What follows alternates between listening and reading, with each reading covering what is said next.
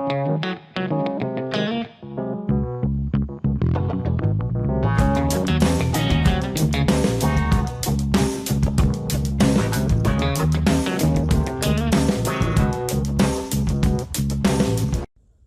guys, welcome back to TV Spoilers. Today I'm going to reveal a secret about Amanda's return that will heat up the storyline. Amanda's appearance will help Cane fight against Phyllis. He might use Amanda's help to trick Phyllis and get Newman Enterprises back into Victor Newman's hands. Amanda's appearance could change Cane's life, cornering Phyllis.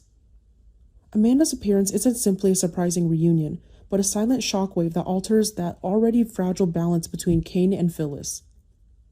In a time when every alliance became a trap, every promise can be twisted into a tool of manipulation, Amanda enters the story as a character who is both cold enough to make others wary and intelligent enough to see the cracks in people's hearts.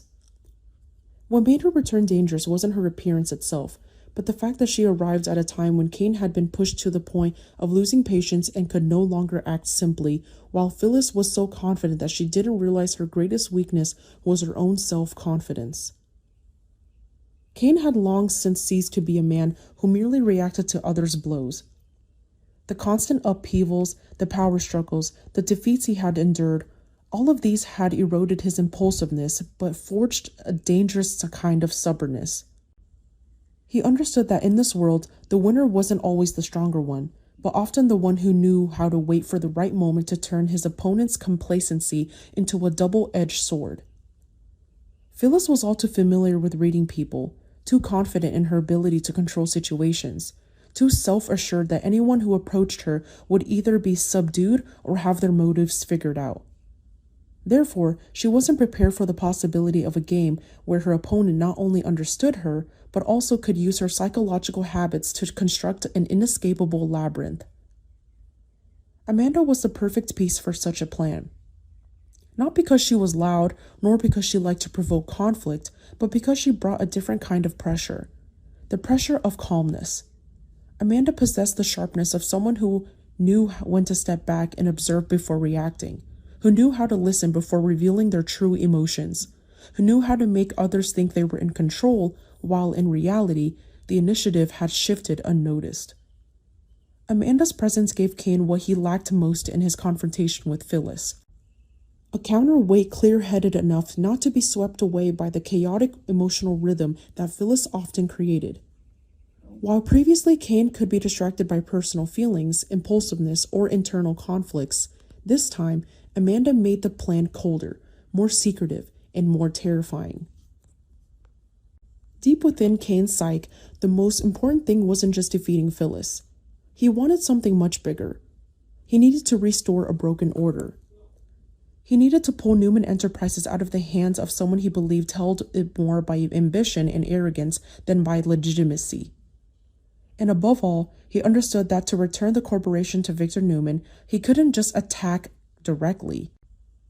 A direct confrontation with Phyllis would only turn into a clash of two colossal egos, both knowing how to retaliate relentlessly. But if the battle is turned into a game of deception, if Phyllis is led deeper into a false sense of security, if she is allowed to believe she is still in position of power, then the subsequent collapse will no longer be a simple failure. It will be a breakdown stemming from her own misguided belief in herself. This pressure will be even more severe if it doesn't come from a direct blow. A clear betrayal is easier to counter than a vague feeling of being manipulated.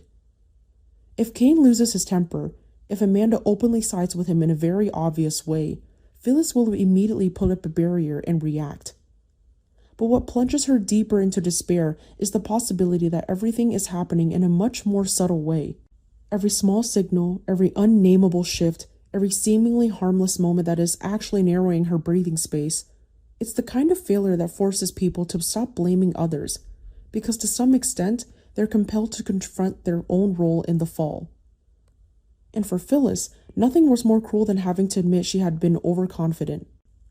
Personally, I find this to be a very compelling storyline, as it not only features a counterattack, but also delivers a chilling, psychologically driven plot twist that's more impactful than action-driven. What I like most is the danger that doesn't lie in who's stronger, but who understands other weaknesses better. And sometimes, in stories like this, The most unsettling aspect isn't the moment an empire changes hands, but the moment a person suddenly realizes they've pushed themselves to the brink of disaster by their own pride. It's a very typical soap opera tragedy, intense, bitter, and captivating, even after the final scene.